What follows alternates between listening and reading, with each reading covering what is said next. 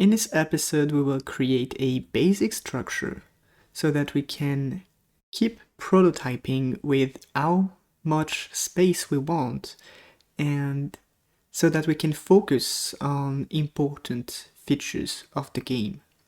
In this base structure, we will have a game container with a global access, which will be mostly useful to implement the data object.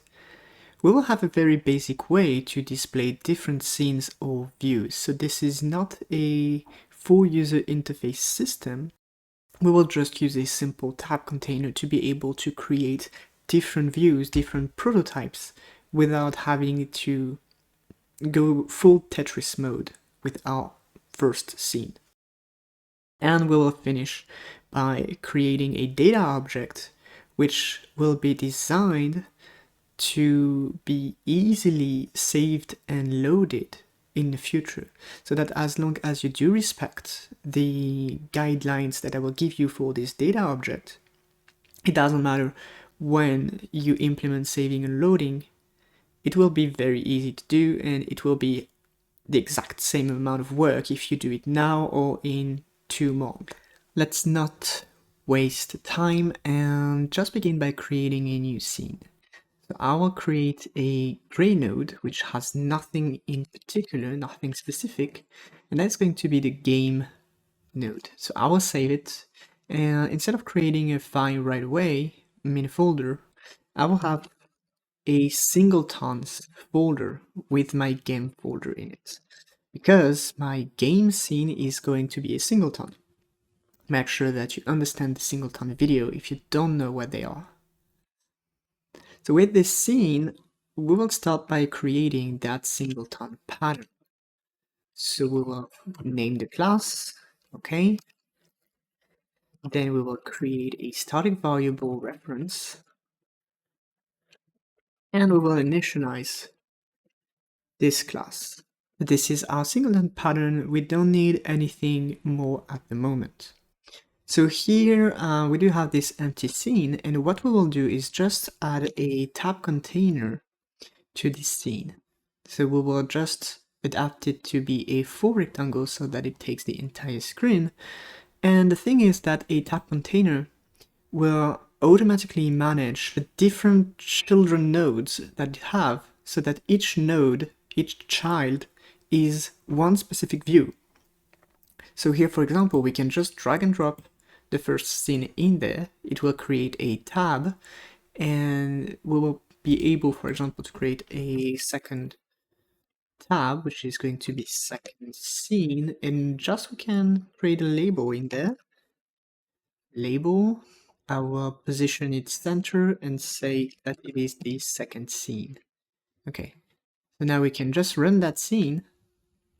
So we will have our idling clicker, and we can go to the second scene with the label I created, and we can go back to our clicker. This will allow us to create different things without having to think way too hard on user interface problematics, which are not really necessary at this stage of prototyping or gardening. Now that this scene switch is actually functioning, we can take care of creating a game data object. So here we will be creating a resource. So this is something I usually dislike to do, but for the sake of keeping the flow of this series interesting, we will not take the time necessary to explain exactly how resources work. We will just create one and see how it works. And we will be using it like this until we learn fully how they do work. In order to create this resource, we will just organize a little bit our folders, and we will have a data structures folder. In there, I will just create a new script, which is going to be data.gd. Let's add some color and open this gdscript. So it's not going to extend node, it's going to extend resource. Okay, and here we will name it data. So all we have to understand here is that we will create variables. This is going to be an example, this is going to be string, and yes, let's say default. This is an example of data we want to save. What we have to do is to just add an export tag in front of all the variables we create in there to make sure that when we save the resource on the disk, it does save the value of all the variables, and so that we can load them later. Since we don't know yet how big the game will be, it can be very quick for the data object to be very huge and messy. So what we can do is create a kind of organization inside this object by creating smaller objects which regroup specific types of data.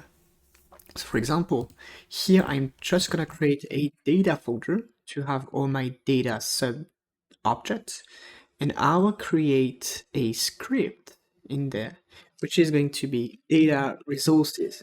So I'm doing that right away so that we can remove the confusion around those two words, because in this project and in most of my projects, resource can mean two different things. And it depends on the context, and you usually can't confuse one or the other because of the context. Resource is both a Godot type of object, and it is a type of resources that the player can own in the game. So it is something which is in game, right? For example, the idolians are a resource. The player generates and spends idolians. It is a resource. But in the context of the engine, resource is something different. So here we will have these data resources. So this is a type of object which is meant to be plugged in the data object, which is why I'm having this data prefix. So in there we will create a variable which is going to be the idolians that the player owns. I want to initialize this value to 0 at the moment. Now that we have created this subtype, we need to bring it to the main type.